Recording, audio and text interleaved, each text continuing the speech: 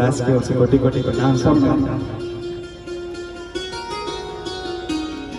पिताश्री को देखा तो कुछ लाइनें याद आई। उससे पहले सर्वप्रथम चुनावड़ ग्रामवासियों को ठाकुर जी के जन्मोत्सव की बहुत बहुत बधाई है। तो एक बार सभी मेरे साथ में बोलेंगे कि बधाई हो, बधाई हो, बधाई हो, बधाई हो, बधाई हो, बधाई हो। कहते हैं कि एक सुतई धारा होती है, एक ब्यासी धारा होती है। अगर पाणिनि की कृपा हो जाए तो शब्दार्थ लगाया जा सकता है। अगर टीकाओं की कृपा हो जाए, श्री बलदेव विद्याभूषण जी की कृपा हो जाए, श्री वीर राघव चरण पाल जी की कृपा हो जाए, श्री मधुसूदन गोस्वामी जी की कृपा हो जाए, श्री मधुसूदन चरण पाल जी की कृपा हो जाए, सुबोधनी जी की कृपा हो जाए तो भावार्थ लगाया जा सकता है। पाणिनि की कृपा हो जाए तो शब्दार्थ लगा देते हैं। अगर टीकाओं की कृपा हो जाए तो भावार्थ लग जाता है। लेकिन किशोरी जी की, राधा जी की कृपा हो जाए तो रसात का उद्घाटन हो जाता है। जिस प्रकार से आज चुनावड़ की गली में चुनावड़ की गली गली में रसात का उद्घाटन होता जा रहा है, उसी प्रकार आज अच्छा लग रहा है कि सनातन धर्म मंदिर की इस प्राकट्य भूमि पर इतने सारे लोग बैठे हैं। मुझे तो लग रहा है कि मुझे तो डबल डबल दिखाई दे रहे हैं। क्या क्या क्या क्या तो कहते हैं कि अगर यमुना में स्नान करने वाली अगर देवी अगर किसी पथ पर चले तो उसके निभि के कोने के भाग से बिंदु बिंदु बिंदु बिंदु जल उसके पीछे निवेदित होता चलता है। उसी प्रकार श्याम सुंदर के विरह समुद्र में स्निग्ध होती हुई आज राधा रानी के भी कोने के भाग से बिंदु बिंदु नहीं अपितु सप्त सप्त सिंधु निवेदित होते चलते हैं। वैदिक सिंधु, अनुराग रसिक सिंधु, वात्सल्य सिंधु, मृतक छवि रूप सिंधु। वही अगर एक बूंद यहाँ पर पानी की गिरे, जिस प्रकार से भक्ति भावना की बूंद हमारे सुना रहे थे, उसी प्रकार से भक्ति भावना की अगर बूंद अगर चुनावड़ में गिरे तो वो सूक्ष्म बिंदु के रूप में आगे गिरती है। वही सूक्ष्म बिंदु के रूप में पुनः आगे गिरती है। वही बिंदु आज राधिका के चरण से निकल करके वो बिंदु गोपियों में आ गया। गोपियों के आंचल से वो गमन करके वो चुनावड़ की गलियों में आ गया। वो चुनावड़ की गलियों में आने के पश्चात वही रस आज चुनावड़ की ध्रुवा में आ गया। ध्रुवा का स्वादन करने से वही रस आज गैयाओं में आ गया और गैया का दुग्ध स्वादन करने से वही रस आज सनातन धर्म मंदिर की पावन प्राकट्य भूमि से बह रहा है। बोलिए ठाकुर जी महाराज की जय। पिताश्री को देखा तो कुछ लाइनें याद आ गई। अगर अच्छी लगे तो तालियों के साथ अवश्य लें। कहते हैं कि जब छोटा बच्चा होता है, छोटा बच्चा अपने पिता के साथ में अगर मार्केट में जाता है ना, तो अगर पिता की जेब में 50 रुपए होते हैं और बच्चा 200 रुपए की वस्तु लाने के लिए जिद करता है तो पिता बिकने को तैयार हो जाता है, लेकिन वो बच्चे की वस्तु ला करके देता है। उसी प्रकार से एक कवि ने बड़ी सुंदर बातें लिखी हैं। क्या कि पिता पिता जीवन है संबल है शक्ति है। पिता पिता जीवन है संबल है शक्ति है। पिता सृष्टि के निर्माण की अभिव्यक्ति है। पिता छोटे से उंगली पकड़े बच्चे का सहारा है। पिता उंगली पकड़े बच्चे का सहारा है। पिता कभी कुछ खट्टा कभी खारा है। पिता रोटी है कपड़ा है मकान है। पिता रोटी है कपड़ा है मकान है। पिता छोटे से परिंदे का बड़ा आसमान है। पिता है तो बच्चों के ढेर सारे सपने हैं। पिता है तो बच्चों के ढेर सारे सपने हैं। पिता है तो बाजार के सब खिलौने अपने हैं। इसी के साथ कहते हैं कि माँ बाप की वो खुश नसीब होते हैं। माँ बाप वो खुश नसीब होते हैं माँ बाप जिनके साथ होते हैं, क्योंकि माँ बाप के आशीर्वादों के हाथ हजारों हाथ होते हैं। भैया माँ बाप के आशीर्वादों के हाथ हजारों हाथ। और हम सभी भी विचार करते हैं और माता पिता के पास में नहीं बैठते। एक बात समझ लीजिए, क्या if you mismanage your time you will lose it. If you mismanage your time you will lose it. अगर आप टाइम का साथ में नहीं चलेंगे, अपने माता पिता के अपनी फैमिली के साथ में नहीं चलेंगे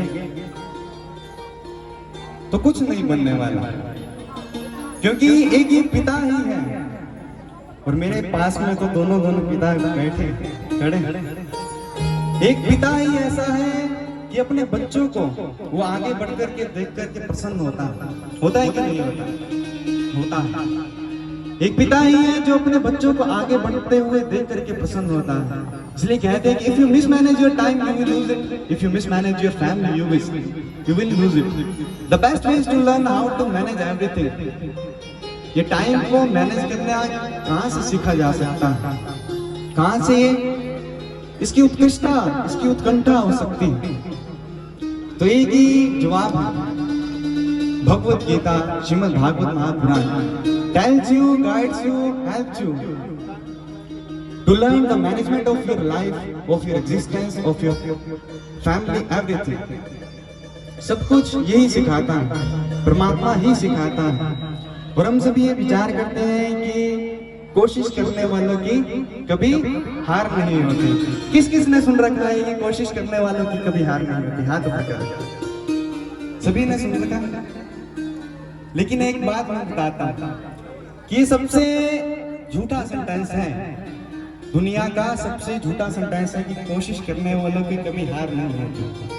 बताऊं कैसे? यहाँ पर जो बूढ़े बूढ़े बैठे हैं उनसे पूछते हैं सर्कस में कौन कौन गया हुआ है या सर्कस किस चीज ने देख रखी है? हाथ ऊपर करिए एक बार। सभी ने देख रखी है, सुन रखा भी होगा, है ना? तो सर्कस में एक शो होता था पहले के जमाने में, क्या कि एक लड़का अपनी आंखों में पट्टी बांध करके उसके आगे 10 से 20 फीट की दूरी पर एक लड़की खड़ी होती थी। उसके सिर के ऊपर एक सेब रखा जाता था और लड़का आंखें बंद करके चाकू मारता था और सेब के 2 टुकड़े हो जाते थे। सुना होगा सभी ने, है ना? अब मुझे एक प्रश्न का उत्तर दीजिए सभी यहाँ पर इतने जने बैठे हैं कि वो जो लड़का है जो उस चाकू को मारता है, उस नाइफ को चलाता है और सेब के 2 टुकड़े हो जाते हैं, उसको अपने ऊपर कितना विश्वास होगा? मोर देन 100% होगा कि नहीं होगा? 100% उसको अपने ऊपर विश्वास होता है कि ये मैं कर सकता हूँ, है ना? अब वही लड़का उस लड़की के कानों में जाकर के बोले कि तू यहीं पर ही खड़ी रहे, मैं कोशिश करता हूँ मारने की, तो बताइए वो लड़की रुकेगी?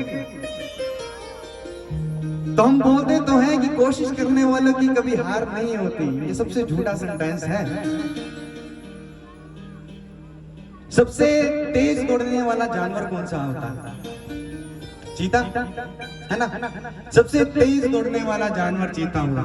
सबसे लंबा जिराफ, सबसे भारी हाथी, एलिफेंट, हाथी, और सबसे क्लेवर तेज लोमड़ी। अब मुझे कोई बता सकता है कि इनमें से चारों में से जंगल का राजा कौन होता है? मैंने तो चारों में से पूछा था। शेर जंगल का राजा क्यों होता है पता है? क्योंकि उसको अपने आप पे सेल्फ कॉन्फिडेंस होता है। क्यों? ना वो तेज, ना वो बड़ा, ना वो सबसे ताकतवर, ना वो सबसे तेज दौड़ने वाला, लेकिन फिर भी वो जंगल का राजा कहलाता है। क्यों? क्योंकि उसको अपने ऊपर विश्वास होता है। वो ये नहीं कहता कि कोशिश करने वालों की कभी हार नहीं होती। हम तो कोशिश तो बहुत कर रहे हैं, आज तक बचपन से लेकर के आज तक हम पढ़ रहे हैं अपनी लाइफ को सुधारने की कोशिश करने के लिए, अपनी लाइफ को सुधारने की कोशिश करने के लिए, लेकिन सुधरी अभी भी क्या करें? तो इसलिए जो स्कूल में पढ़ाया जाता है, मैं कहता हूँ जो स्कूल में पढ़ाया जाता है वो 90% अपनी लाइफ में काम नहीं आता, और जो लाइफ में काम आता है वो 90% स्कूल में पढ़ाया ही नहीं जाता। तो कॉन्फिडेंस रखें, लेकिन ये ना कहें कि कोशिश करने वालों की हार नहीं होती, क्योंकि कोशिश तो बहुत करते हैं। एक श्लोक आता है, कहते हैं कि कल्पयतेन येन वृत्तम येन च लोक प्रशस्यते सद्भिः स गुणिस्तेन च गुणिनाम मोक्षेश्वर्धनिश्च। The skill that you sustain livelihood and which is praised by all should be fostered for your all developments। जिस गुण से आपकी आजीविका का निर्वाह, गुण सारों के पास में होता है, लेकिन पहचानने की जरूरत होती है। कोई आर्ट में अच्छा होता है, कोई सिंगिंग में अच्छा होता है, कोई बोलने में अच्छा होता है, कोई गेम्स में अच्छा होता है, लेकिन पहचान कोई नहीं पाता। क्यों? क्योंकि हमारे अंदर वो उत्कृष्टता ही नहीं जागती कि हम ये पहचाने, हम भी माता पिता का नाम रोशन करें। ये उत्कृष्टता ही नहीं जागती, हम तो फोन चलाते हैं बस, है ना? तो मेरा बस यही अनुरोध है कि बैठे सत्संग हरि कीर्तन में जाएं, माता पिता के पास में बैठे, क्योंकि माता पिता वो कहते हैं कि ना जवानी का जोश और बुढ़ापे का होश दोनों होते हैं ना तो ज्यादा अच्छा लगता है। इधर बुढ़ापे का होश भी है, जवानी का जोश भी है। तो एक बारी पुनः ठाकुर जी के जन्मोत्सव की बहुत बहुत बधाई देने जाता हूँ। सभी साथ में हाथ उठा करके बोलेंगे बधाई बधाई बधाई बधाई।